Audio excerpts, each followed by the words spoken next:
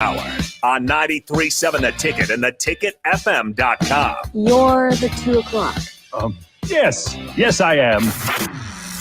Here are your hosts, Mike Schaefer and Connor Happer. Brought to you by Bubbles and Blocks.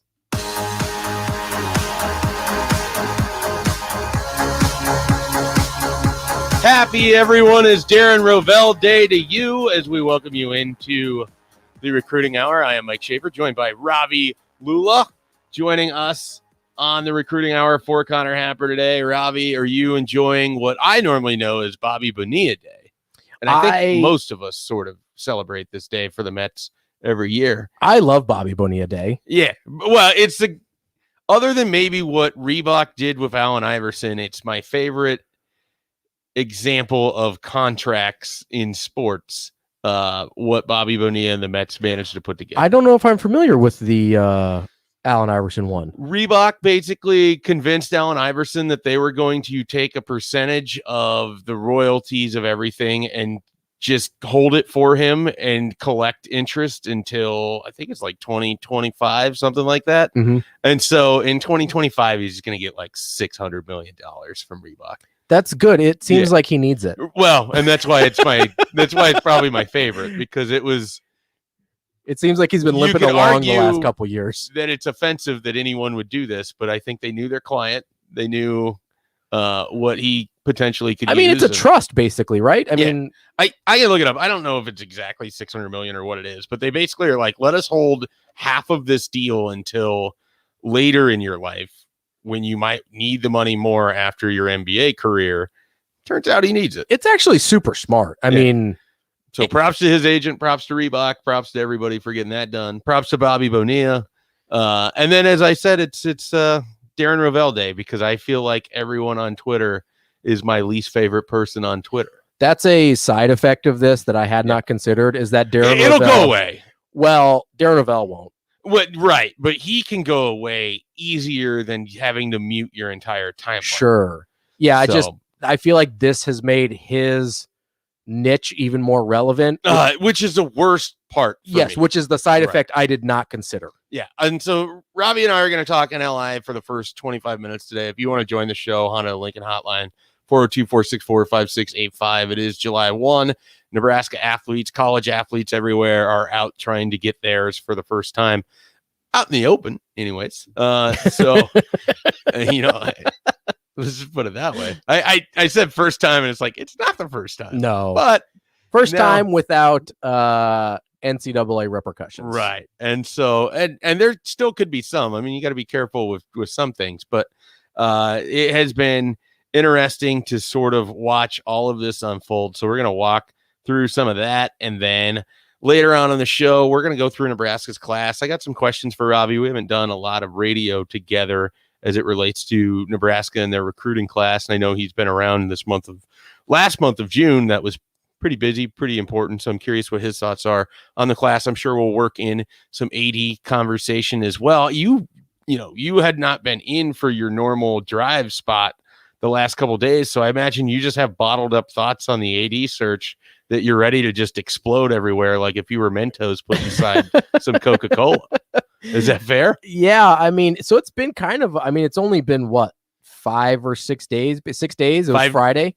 6 days since the news. Yes, 6 days so since the news. It's been less than a week, but it feels like a lot has happened. Yeah.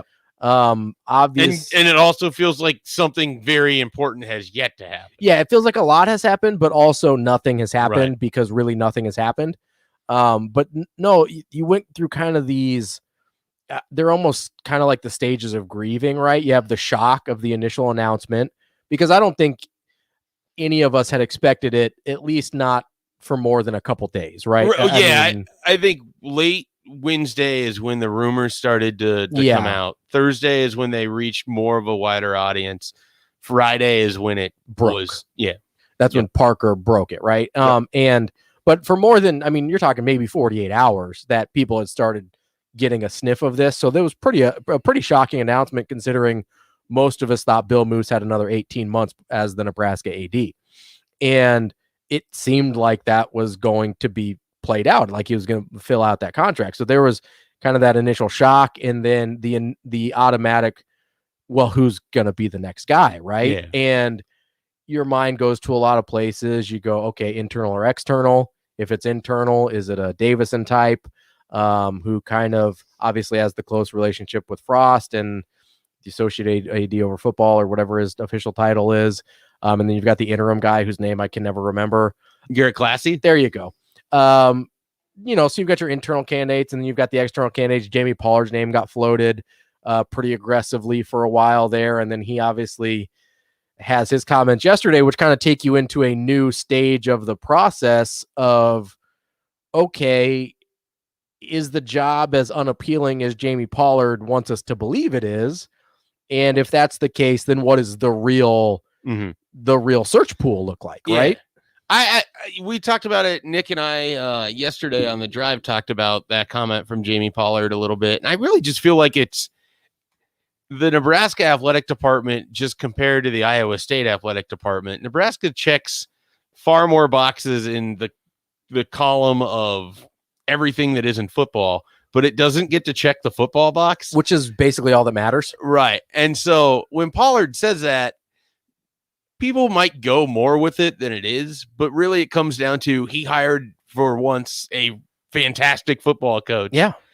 And it almost feels like if you do that, why would you leave that? Because because you'd have to do it again. He's a smart man. Like he hired Paul Rhodes, didn't work out. I don't remember who was Gene Chizik. He hired Gene Chizik, didn't work out. So he's made several hires and knows what it's like to be on that end of the spectrum. Sure. If you have a football coach, it almost seems like you'd be an idiot to leave your athletic director position unless you're going to a place where there's the football coach, because you're just inviting stress, anger, resentment, and potentially a pink slip. Yeah, I think the difference is, though, there's some people that are builders, right? They like the building phase. They don't necessarily enjoy the maintenance phase that much. You see the same thing with college football coaches, right? Some guys like building programs. And I think the thought is, or maybe Jamie Pollard's a builder. Maybe he likes to do that part of the job. Obviously, that's not the case, or he just didn't think it was an appealing position at Nebraska. Yeah. But I do kind of understand the football coach in place, and you're like, well, I'm never going to get to make the big hire again. Yeah. It's kind of like the GM that has the first overall pick and he nails it. Right. And then he's never going to get like to make when the first you take Michael Olowokandi, right? No, I mean, like when you take Peyton Manning. I'm joking. Okay. I'm joking. I was like, wait, did I say I was trying to pick someone that, Anthony Bennett felt relatively fresh and recent, so I wanted to go a little deeper. Fair than enough. that. I immediately went basketball. I don't know why. I don't know if football has as many like 1-1 failures. Ooh, that's a fair point. You get a lot early. You get some careers that don't live pan out up to being, Courtney Brown wasn't a star, but he was a fine defensive end for what he was. Yeah, if you go 1-1 in the NFL, you're probably playing for 10 years if you don't have a pretty significant. But if you're Kwame injury. Brown, like people know what that means. Also played for 10 years, by the way. Did he? I mean, he was on rosters. He got paychecks for 10 years. That is true. That's more than I've gotten paychecks. But for. But those GMs, right? When you get, the Peyton Manning pick, and you never get to pick 1-1 again, right? And I think that's really appealing to some guys. That part of the job is the fun part, And so I think you have to find an AD that's looking for that. And that does take a very specific personality type, but I think it's out there. And again, you're right. I think in almost every area, if you want to take the results of sports out of it, which kind of seems silly, but if you want to take the game results out of it, I don't think there's any comparing Nebraska's athletic department to Iowa State. Well, just financially, Nebraska's in a better that's spot. what I mean. Which makes doing the other stuff easier when you're an athletic. Right? If you have money, everything's easier. And so that part of it, I do think Nebraska is a better job than Iowa State. But like you said, if you have the football coach and you know how hard it is to get the right guy, now I think part of that's, again, the talent pool he's drawing from at Iowa State, which I don't know how different that is than the talent pool you'd be drawing from at Nebraska, but certainly right now. Right. That's what I mean. And so that part of it, when you look at it, you're like, yeah, if you've already nailed the hard part of the job and you're not wired the way to want to move on and build something else, it's a really hard sell to move on. Yeah. Yeah. It And then, of course, the people who want the job generally haven't had to be in the position to successfully make that hire that you want. So it's, Nebraska's in this catch-22 of trying to hire an AD, someone who can, make the correct decisions in key moments. Mhm. And so you have to hire either an AD that has never really had to do that. You have to find an established AD, or you have to believe that there's someone who's never been an athletic director, their personnel traits fit with where you're trying to go. Yeah, I mean, so that's I know this isn't going to excite people. That's the Sean Eichhorst model, right? Mhm. The up and coming young star that you think can lead your athletic program for 20 years. Obviously, that didn't work out Right. for a variety of reasons with Eichhorst, but I think that model of person represents 90% of athletic directors as we move forward. I think so too, because the Barry money, Alvarez doesn't really exist anymore. well, and it hasn't for a while. I mean, Yeah. that the head coach becomes Mhm. the AD has been phasing itself out for a couple decades now. Right. That's a pretty rare transition these days because the skill sets are just not even close Yeah. to the same. I mean, they're not even in the same neighborhood anymore. It used to be a lot simpler when you weren't overseeing, I don't know, $100 million budget or several $100 million budget, but that's what it is now. I mean, you're essentially a CEO of a 9-figure Mhm. business, and that's not a job most football coaches are equipped for, right? And so I do think, you're going to get a lot of MBAs, a lot of lawyers, maybe some joint JD MBA applicants. I think those are going to be a lot of the guys moving forward because it requires a level of business and legal expertise that most former coaches frankly don't possess. Yeah. Now obviously you probably don't want the personality type of Sean Eichhorst, but that resume is probably what most of these jobs end up being, especially as you move into, I know, we're talking about the NIL today, as you move into that phase of college sports where things just got a lot more complicated on the money side, then you almost have to, you're almost irresponsible if you don't look to someone with that, at least a background in something that could make them successful there. And let's transition to the NLI stuff. But before we do that, the opening splash, which is brought to you by the Pawnee Plunge, America's best water park as designated by me, and who else would be, really at liberty to make such a decision. Get to the Pawnee Plunge. It is, I looked at the temperature for the next few days here in Lincoln. It's going to be in the 90s. So it seems like this is the time of year where if you're going to get out and do stuff, and maybe not necessarily on the 4th of July, it may not be open on the 4th of July, but around the 4th of July, get to a water park, get cooled off, hang out, have a good time. The Pawnee Plunge can take care of that for you in Columbus. All right. So I mentioned we were going to talk NLI stuff. It has been pretty interesting. We've seen, so of just Nebraska athletes, Ravi, what's kind of been the most interesting thing that you have seen pop up so far? Is it Lexi Sun with her brand and then very likely a clothing line sort of thing that comes out of that? Is it the McGowan brothers and their podcast? Is it GoPuff, which has taken over the internet by storm? Is it Runza, who, they basically put it out there, the first 100 athletes? Is there someone else is it Casey Rogers and his canine dog training? That one's the most unique, I think, actually. I think he just won. I think he won the contest. I mean, that's a very D lineman thing to do. You know what I mean? Like those guys are the trenches in general. Those guys tend to just be a little bit off. And I just want him to open his own clothing line called TFLs and Tanks because I've only ever seen him wear bro tanks. And like Mike Dawson, who's notorious for being mad about things that I don't understand why it bothers him. He was upset one time because it was like 15 degrees out and Casey Rogers was walking around wearing a bro tank. Mike Dawson also famous for being mad when defensive linemen choose single digit numbers to play for him. He took it as a personal affront. So, man, there's like I said, people in that area tend to be wired a little different. But no, honestly, I mean, most of the stuff made sense and was in, maybe not with the specific people, but was generally in the realm of what I was expecting. You expect there to be podcasts and you expect there to be branded clothing and things like that. I guess the GoPuff thing was interesting just because I didn't of it. I didn't know what it was. You thought it was a baby food like I did. Yeah, like those puff snacks. like the Rico, I'm banana sure knows puffs, what we're yeah. talking about, that they just dissolve in the kid's mouth so they don't choke. Hmm. That's what I assumed a GoPuff was, and it's not. It's a delivery service, I believe.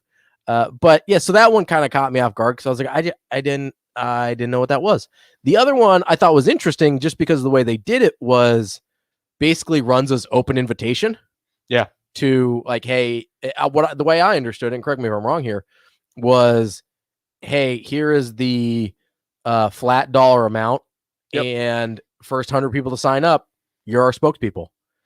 Which I actually think is brilliant in a lot of ways because you're probably you're going to get some people that are really elevated in their platform, but you're also going to get, because as I understood it, it was athletes across the state, right? Like it wasn't just a Nebraska specific thing or a Nebraska football specific thing. It definitely wasn't Nebraska football specific. Yeah. I know it was across sports. I'm not clear if it was across the state or not. So I didn't get a good read on this or not, but if like a Wesleyan kid, like if Wesleyan's leading scorer for their basketball team, which, goes deep into the NAIA tournaments. Yeah. Like if he, and whoever also this scores is, like 115 points a game. If whoever that was like signed up for it, I thought that was open for them too. I didn't think it was just a Nebraska thing, like a Nebraska University of Nebraska thing. If it was, that'd be really interesting because I do think you'll see some, and not to the same extent and not with the same dollar amounts, but I do think you'll see some of these smaller schools. And I don't know. I saw JUCO adopted an NIL thing yesterday. I don't know if the NAI has also. I assume they will if they haven't. But I mean, there's places like Crete. I imagine some local businesses in Crete will, have some sponsorship with some Doan athletes and places like that, which I think is great. I mean, I think it's really cool that it could affect not only the high level athletes like the football players at Nebraska. The other thing that I thought was really interesting was a lot of the, not just at Nebraska, but nationally, a lot of the big endorsements that were coming right off the bat were in like Olympic sports, and a lot of them were female that don't necessarily have pro sports leagues to go to the way football, basketball, baseball does. Well, there's twins from Fresno State basketball, Cavender twins, I believe. Yeah, that signed the single largest endorsement deal so far with Boost Mobile. Yeah, I think they also signed with 6 Star Nutrition, or was that the gymnast? I do not know. I know Boost Mobile for sure. Because there was also, it was either, I think there's a gymnast from LSU also that is very popular on social media. I think she's got like 1.1 million Instagram followers, I think. And I believe she signed a 6 Star Nutrition is like the protein you get at Walmart, basically.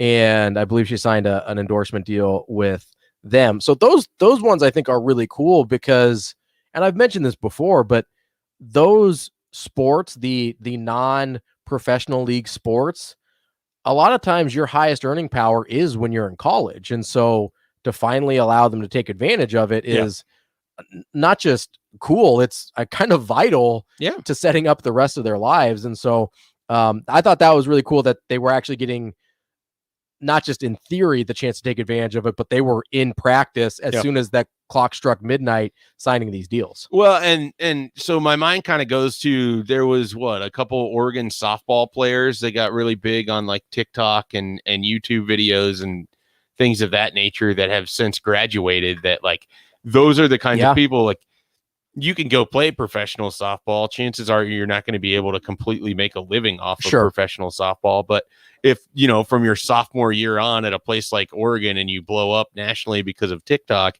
you can supplement future income by starting to make money early on, like for these sports that, don't have real professional leagues. Well, I'm very much into the, like, fitness and bodybuilder and strength sport social media side of things, and that's what a lot of these people do. I mean, these like bodybuilding shows, most of the prizes are maybe $10,000. You go to the big one, the Mr. Olympia, it's a 6-figure prize, but everything else they're nice prizes, but for the money and time you put into it, Right. you're not even in the neighborhood of making a living. Right. And especially if You're just hoping to break even. In a lot of yeah, those especially if, I mean, that basically covers your food for like a month, maybe, if you win a contest. And so all of their real income, the people that make a living off of it, come off of supplement endorsements and modeling and things like that.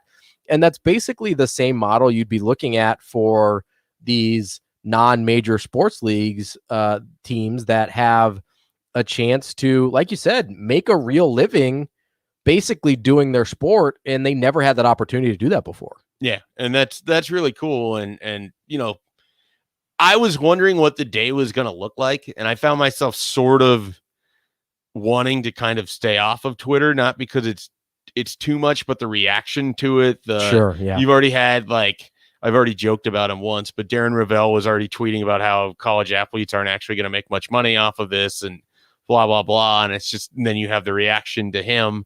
You have Nebraska fans sort of reaction to all of this stuff. And it's like, I just kind of want to fast forward like a week to where everybody's now it's done. Like, in terms of it's here.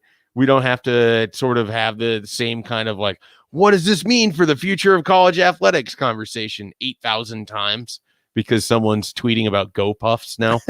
So it's which, as you know, dramatically impacts your viewing experience of Nebraska football. There's so much fear mongering attached to this that well, you have the two sides of the coin, right? You have the Darren Ravel side that's like, I don't think they're going to make that much money off of it. Right. You have the other side that says, oh, what's to stop Nike from just paying every Oregon athlete $1 million? It's like, well, they'd like to stay in business. That's what's stopping them. I mean, so there's that. And then you have the fear mongering side of things that says, oh, you know, college sports will never be the same and it's going to ruin everything. We'll call it the Dabo Sweeney side of things. Yeah, I'm looking forward to his retirement. Who has yet to resign. Yeah. So I'm still waiting for that press release any minute now. But yeah, so I would like to move past all of that because I don't think it's going to have any real impact on how we experience college sports. Well, that's just it. Like, there's people who are like, oh, I don't know that I want, you know, I don't know that I can view this the same way. And it's like, what changed for you, the fan sitting at home? Nothing at all. You know, does it matter to you if Lexi's son makes money off of, you know, having this big internet brand if she's also helping deliver Nebraska to a Final Four? Like, isn't that? Yeah. How does that affect you at all? I'm trying to figure out like when I've ever been upset in terms of a professional athlete making money and also helping my team win. So Never. If there's literally if never. Bryce McGowan has a podcast and this bothers some people because the podcast has advertising that he makes money on, but he's also throwing down a dunk in mid-March in Nebraska's first tournament game since their loss to Baylor, I don't know how many people are going to complain about it. Yeah, I think you'll learn to live with it. So it's not just, to mention half the time there's college athletes that do the podcast anyway, and they do the, you know, it was several years ago, but Grant Gibbs did I think it was with USA Today. He did a column every week, but you just can't get paid for it. Right. So they're going to be doing the same things. They're just going to actually get paid for their work. Right. Which crazy idea sounds okay to me. Yeah. No, I'm with you. I'm with you 100%. The only real complaints I have is just like it just fosters like an environment right now online that I don't really want to be around. So it's just like, we have to get to whatever that is. If it's 3 days, if it's a week, we just need the next thing that people can glom onto that has their attention. You're really optimistic about the time frame that it'll stop being annoying. And part of it is like once there's actual games, because it starts in the deadest of the dead. Right.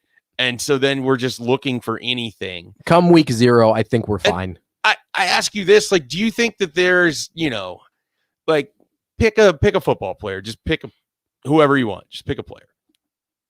Adrian Martinez. Let's say that Adrian Martinez hits some sort of sponsorship deal with First National Bank and it gets announced like the 3rd week of the season or the 4th week of the season.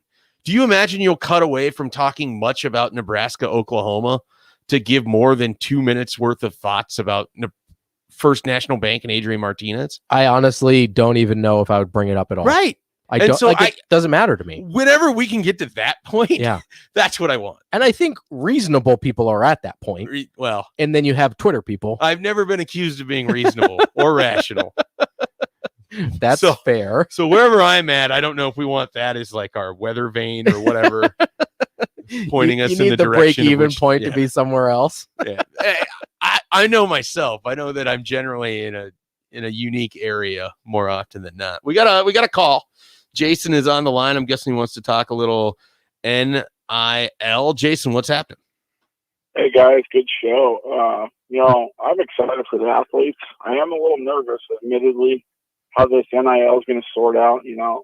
For an example, let's say we're 2 years down the road and we've got a sweet basketball recruiting class, not necessarily the guys we're talking about right now, but new guys, and things are really rocking. And one guy, things go a little haywire, and he's like, "I'm out of here." I talked to somebody at Iowa State, and that car dealership's gonna give me this and this, and so he tells a couple teammates, and all of a sudden we lose 3 guys just because they think they're gonna get a better endorsement in Ames, and maybe they already had endorsements in Lincoln, but all this, they're telling him that Iowa State car dealer is gonna give him this much, and all of a sudden they're out of here, and we're like, man, we just had a sweet recruiting class. We just lost 3 guys because now we're in a little bidding war, and who knows? I think this will shake itself out.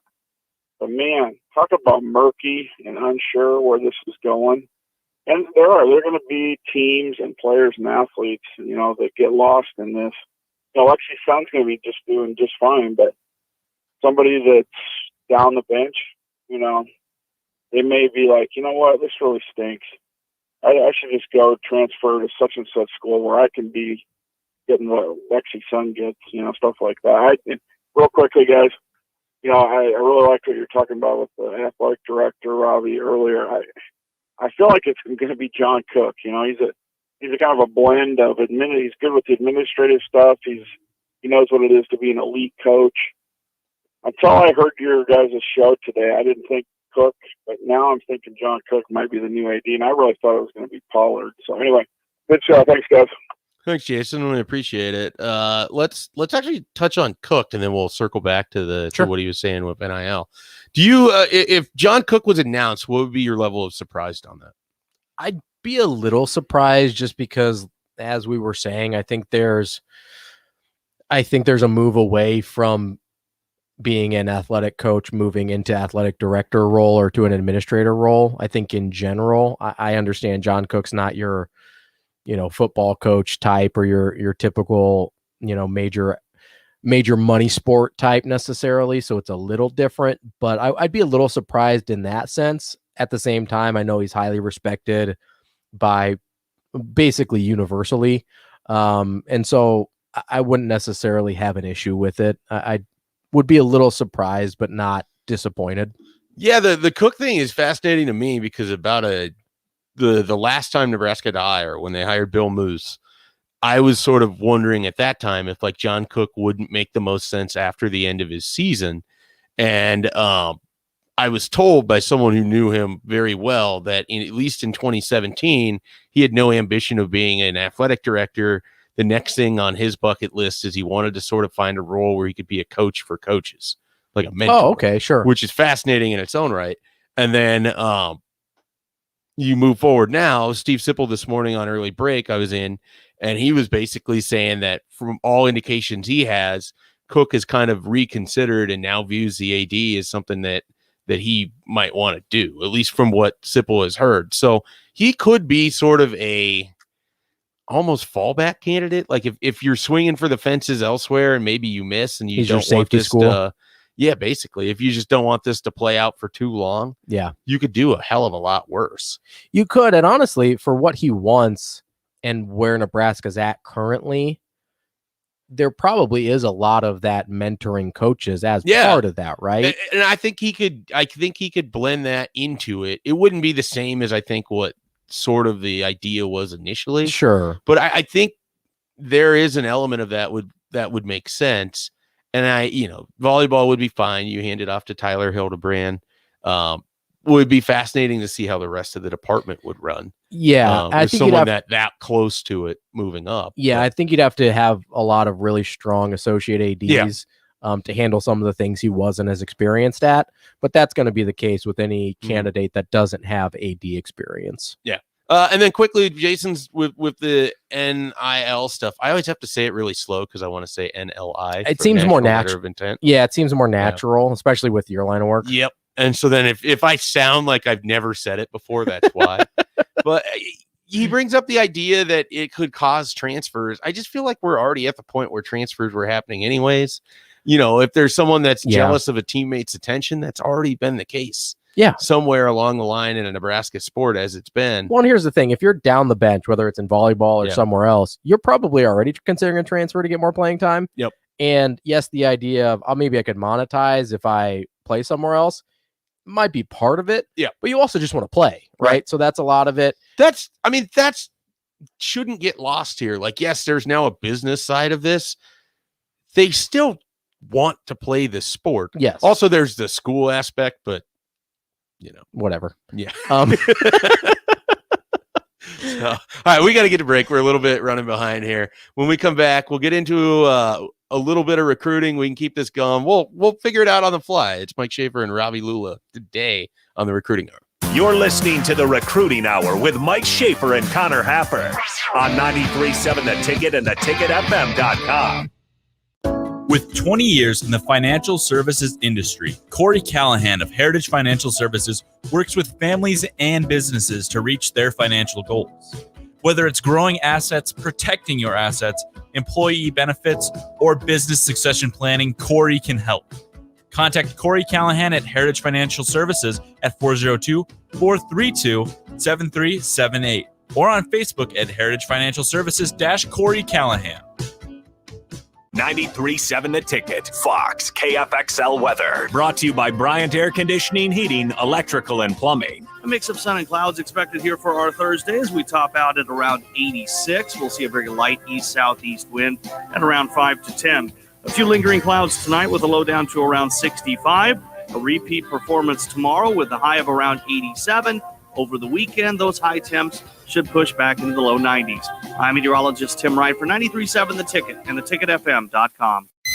We're on the road to freedom, America, this week on The Revolution with Jim and Trav, celebrating outdoors and independence with extreme bow hunting adventures, thrilling big game pursuits, the rush of big bore air rifles, and the gift of freedom the 4th of July. Joining Jim and Trav is Christian Berg, editor of Peterson's Bow Hunting Magazine, Casey Kiefer, co-host of Humanimal, and Rossi Moriali with American Air Gunner Challenge. The Revolution is presented by Outdoor Channel, Sportsman Channel, World Fishing Network, and My Outdoor TV. Sunday mornings at 8 a.m. on 93.7 The Ticket, Lincoln's ticket to sports.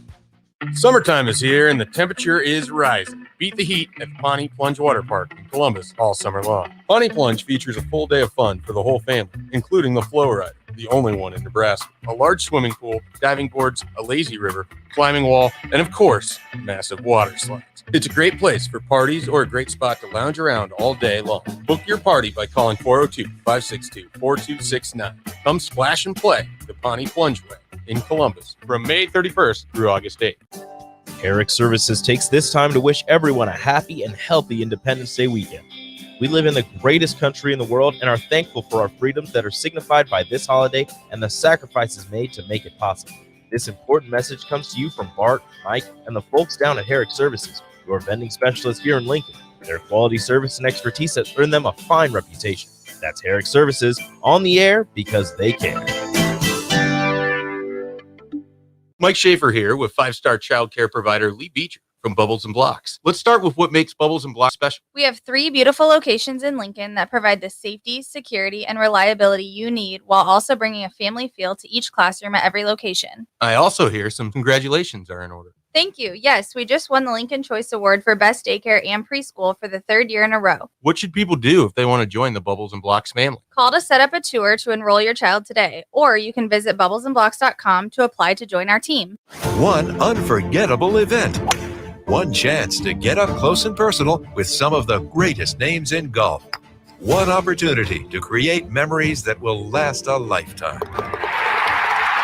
Get your tickets now for the U.S. Senior Open, coming to Omaha July 5th through the 11th at the Omaha Country Club. If you're looking for family fun for all ages, this is one championship you don't want to miss. For tickets, visit ussenioropen.com. Mike Shaver here. Farrell's Extreme Body Shaving changed my life the past few years with their 10-week challenge, and now you can get your life and fitness back on track too. Build muscle, burn fat, and lose weight with the 10-week challenge with orientation on July 10th and the workouts starting July 12th. Their teamwork, accountability, and results keep you going 45 minutes at a time. And if you can't make it to the gym, they have an at-home video component now. Sign up today for the Farrell's 10-week challenge and mention the ticket for a 50% discount at fxblincoln.com. Back to the Recruiting Hour with Mike Schaefer and Connor Happer, presented by Bubbles and Blocks on 93.7 The Ticket and theticketfm.com.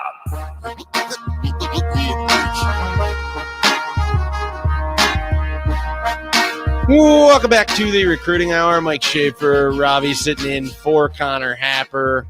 Happer is still out. He will return next Tuesday. It'll be triumphant. He will be triumphant.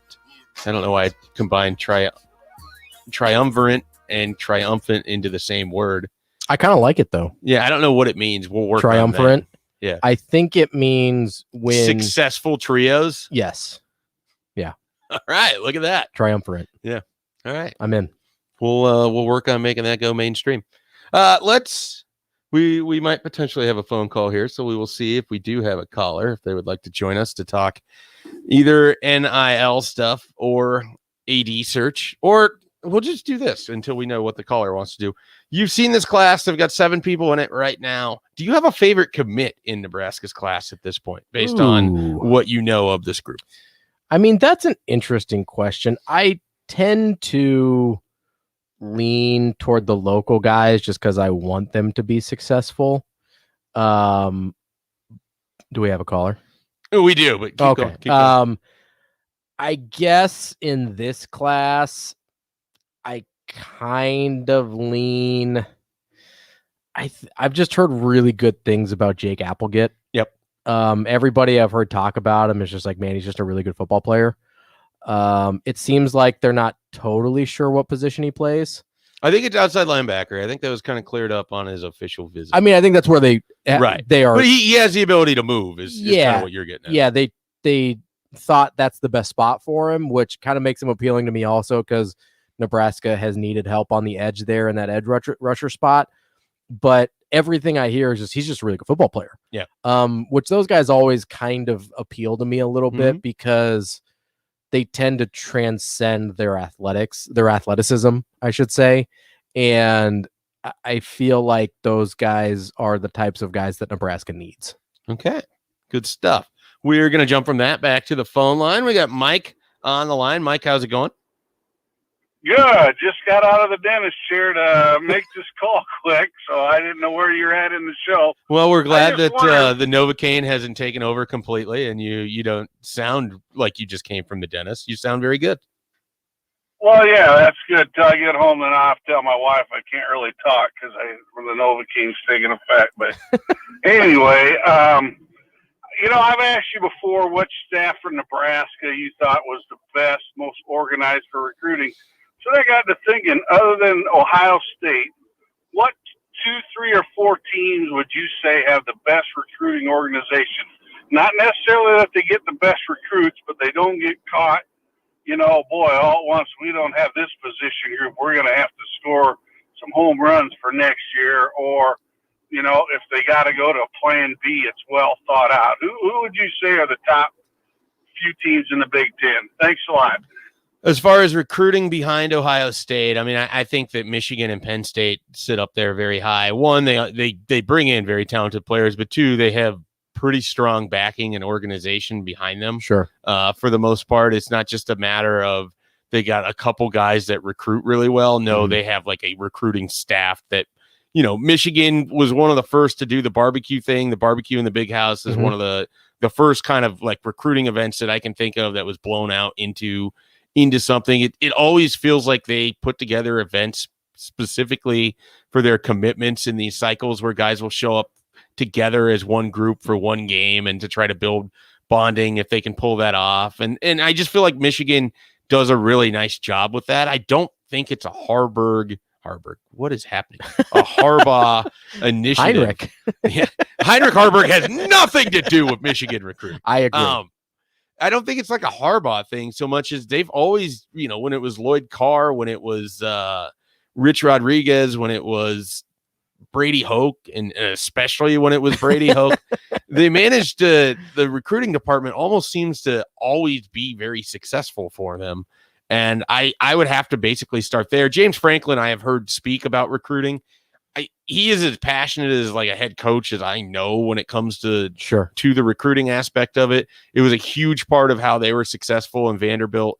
It's a huge part of how he hires an assistant coach based off of his view of if they can be an asset in recruiting. If they can, he doesn't want it. Sure. And, there's some staffs that try to just put it all on a couple guys. He feels very strongly that his weakest recruiter is the guy that needs to be replaced almost more than anything else. So it was fascinating. And the opportunity, he came and spoke to 24/7 Sports at a conference.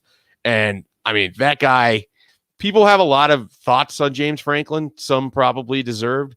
I've always been relatively impressed just based off of meeting him and listening to him and the follow through on a lot of what he's tried to do.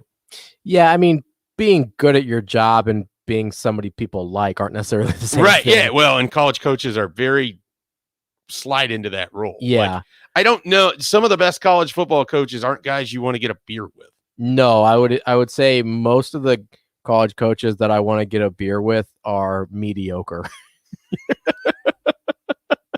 Because they just, they kind of seem like a fun hang, but they also are not married to the work necessarily. Like Lane Kiffin seems like you'd be fun to have a beer with. I kind of feel like he's going to be really good at Ole Miss. I do too. I think he's gotten a lot better. I went a total, is it 180? Because 360 is all the way around. Yeah, 360 is too far. Yeah. I mean, I suppose you could go like 90 or 270, right? I went a full 180 on Lane Kiffin because I used to think he was just like this obnoxious, like spoiled, kind of silver guy who spoon. had no idea what he was doing, to watching what he did at FAU, watching how he sort of has done things at Ole Miss, how he kind of carried, like he recognizes that he is a brand like Mike Leach, but unlike Mike Leach, I think he has figured out how to use it to an advantage, whereas Mike Leach is just weird. I also love Mike Leach. I love Mike Leach too. I don't think I'd ever want him to be the head coach of a team that I cover. I don't think I would enjoy covering a Mike Leach program. I don't think that it would get old very, very fast. In your job, probably. Yeah. Oh, the Daily Beat in radio. No. Yeah. I'll say in my job, it would be a dream come true. Right. But if you're trying to get a straight answer out of something and he starts telling you about going to Wales for the 15th time. Here's my thing though, is I would spend hours figuring out what the answer actually was based on the story about Wales. I don't think there's a hidden meaning in it. I think there is. We'll discuss that here at some point. I forgot what we were going to do after this. What else did we were talking about recruits. A fourth coach, or a fourth program. After that, I mean, Nebraska does really well. I'm close to it though, so I feel like I can't give like a completely objective answer. So I want to eliminate them from that. So I wanted to ask you something about James Franklin before we move on from him. So you mentioned how he will replace a weak recruiter on his staff almost every year or whenever he seems necessary. It doesn't seem like that's affected the actual coaching at all. It seems like they do still pretty well there, which you would maybe think wouldn't fall in line. Well, and I think there's still a standard of which is expected to be able to coach. But they're different skill sets, right? I mean, like being a good teacher and being a good salesman, which is essentially recruiting, right? You build relationships, but it's a sales job. Those are different things. And so it kind of surprises me that they've been as well coached as they have while still having that standard of recruiting. I think the key for what he has often done is that communication has to be one of the best things that person does, because you can't be a good recruiter if you're not an effective communicator. And I would love to meet the coach that's good with being a poor communicator. That makes sense. Because I've seen a lot of coaches come through Nebraska, and I can almost tell you to a man, the ones that are bad at communicating are also bad at recruiting. You can have a great football mind, and if you're not a good communicator, you're a bad coach. If you can't tell what the defensive lineman is supposed to be doing, or you're not willing to have conversations with him on a consistent basis, how is he supposed to absorb the knowledge that you have? See, this is actually a very, I've got a very personal example here because I coached basketball for about 10 years at the high school and low college level. And I'm a bad teacher, not because I'm incapable of communicating it, because I have no patience for it. And because if I tell you to do something once, I expect it to be fixed. And then if it's not, I'm just moving on to the next guy. And so what I found, was I wasn't a very good coach because there's a level of patience you have to have. And so what I got really good at was just being basically a consultant to the rest of the coaching staff. And I'd be like, hey, what are you seeing? And then I would tell them, and then the people with the patience would actually do the teaching, right? Yeah. But that goes to what you're saying. If you either don't have the skills or the will to communicate what has to be told, either to a recruit or to a current player, it's going to be a real struggle. So I would imagine he puts a heavy emphasis. I know he does because he walked through sort of what he looks for, how he built his staff. And again, this is back at Vanderbilt, so it looks very different now at Penn State. But what you're trying to accomplish is largely the principles are similar, largely the same, and it also speaks to why they generally recruit pretty well too.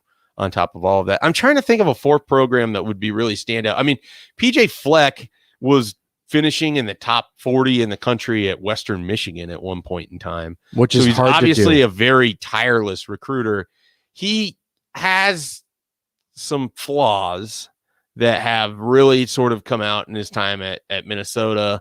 I heard through more than a couple sources about the Avante Dickerson thing that he's not particularly he loves the chase. Then once he has the commitment, his relationship pretty much drops off the table because he moves off to something else. Yeah. And some kids really struggle with that because he's on you, you commit, then he's gone. Yeah. Some people need more consistent validation of the relationship. And his rationale for that, as far as I understand it, is that he has to be able to move to the next to sustain, he can't. Be can't sustain that level across 25 kids in a class at the same time. time. So he needs to be able to, but what it does is it sort of creates an atmosphere that doesn't exactly exist. Sure. And so that's why they sort of have a high attrition rate in their classes. Which makes sense. So that's a little bit more on that. I'm really blanking on a 14. I do think Nebraska would slide in there. Generally, if this staff won football games as well as they recruited, Nebraska would be a top 25 team. Yeah, I mean they're pretty much in the top 25, and their support staff is as good as any of the ones that I've worked with. But I'm not just saying that because it benefits me in any ways. It's just how it is. They're very good at evaluating. They have good messaging. They utilize Nebraska's resources really well. Sure, it goes beyond just trying to come up with a trend to put on Twitter. There's some real backing to it. There's thought to it, and they spend a lot of time on it.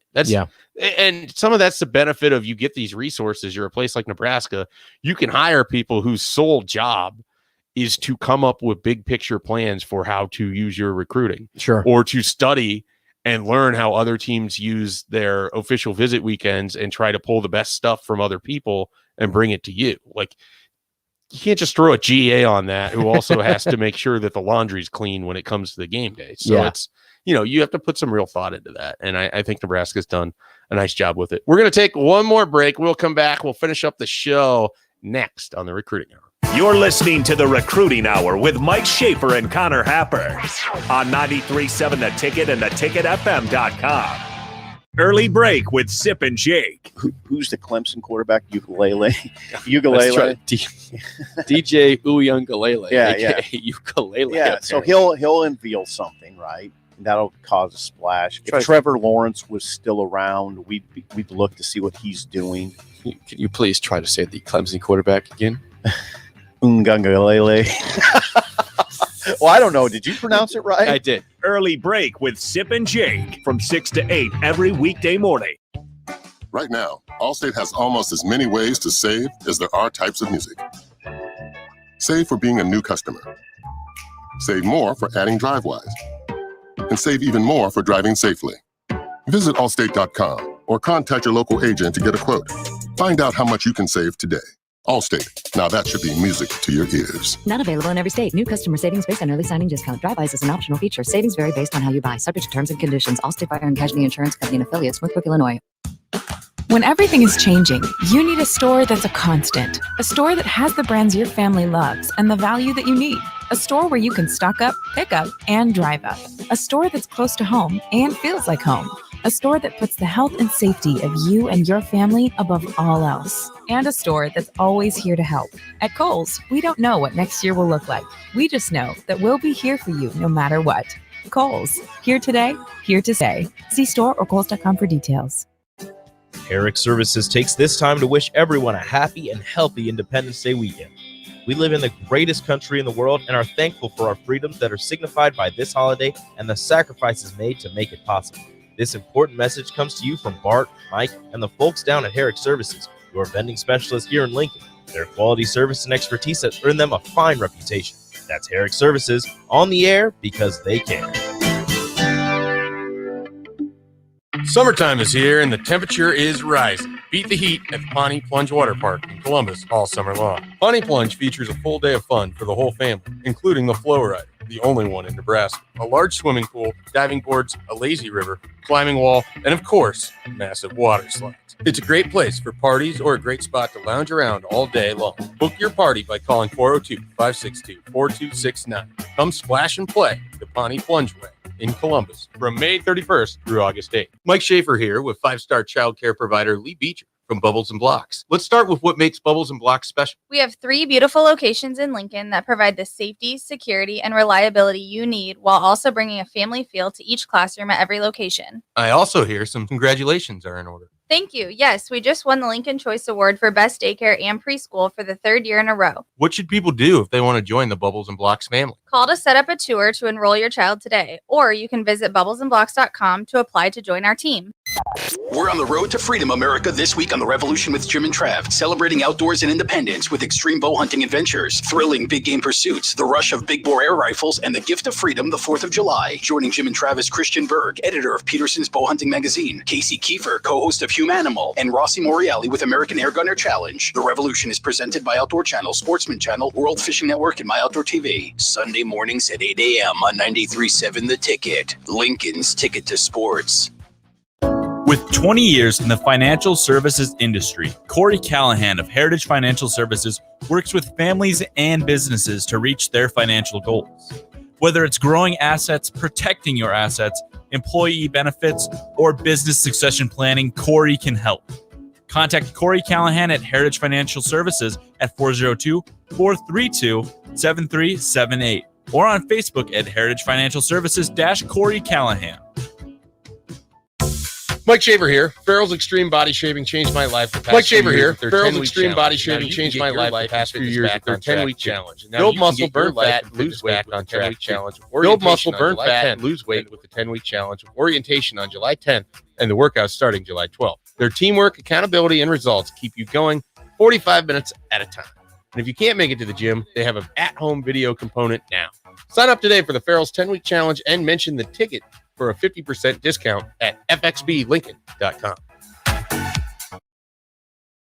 Back to the Recruiting Hour with Mike Schaefer and Connor Happer, presented by Bubbles and Blocks on 93.7 The Ticket and theticketfm.com.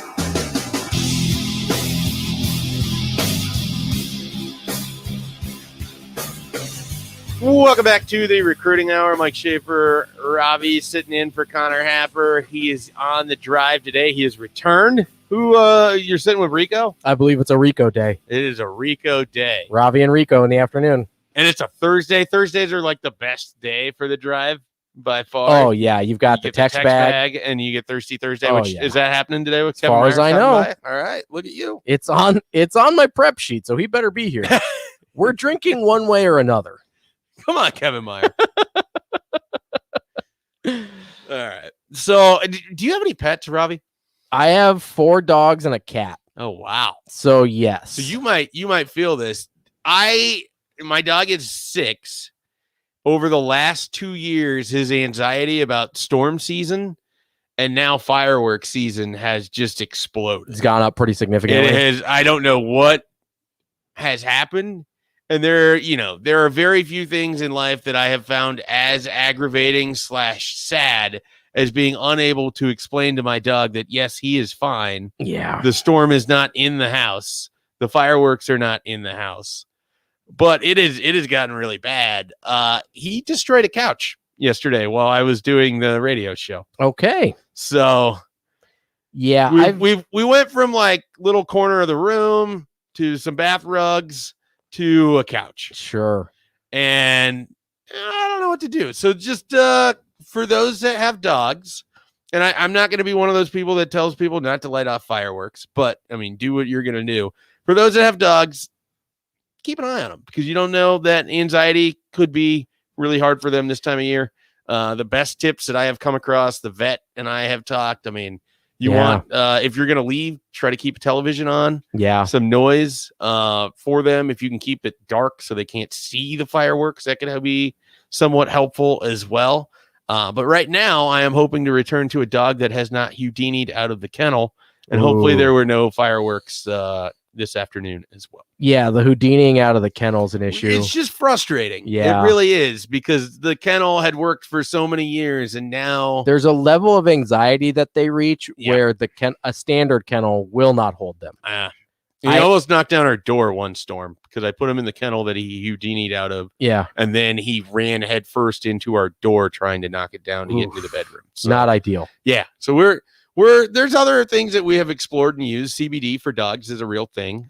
Has that worked? Can be relatively helpful. Also have them on some prescription stuff from the vets as well. It's just with fireworks, you never know when people are going to start lighting them off. It's true. With storms, I've gotten better at preparing him for them. Sure. But yeah, I'm not particularly thrilled to throw a couch away, which in no short part because it's down in the basement, which means getting it out of the house. Oh yeah. And that I think when it gets tossed and hauled away, I'm just going to find the people to just do it all at once. Like 100%. The haul it away and come in and just go and get it because I don't want to do it. Oh, 100%. Because it's a sleeper too. Oh yeah. The sleepers are heavy. Yeah. Those are heavy couches. Yeah. Yeah, I've had a dog destroy a couch. It was because he was a puppy though. I had a German Shepherd puppy. I mean, I still have him, but he's no longer a puppy. And he ate a couch basically, ate a coffee table, TV stand, made sure I did not get an apartment deposit back.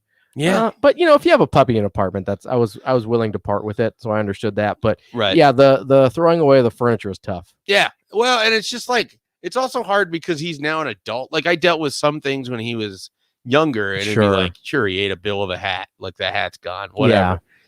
Yeah. But the destructive tendency, but also like, I don't want him to harm himself either. Yeah. And so that's sort of the weird part where I'm at now. So I at least wanted to bring that up for the fellow pet owners out there. Have you tried Benadryl?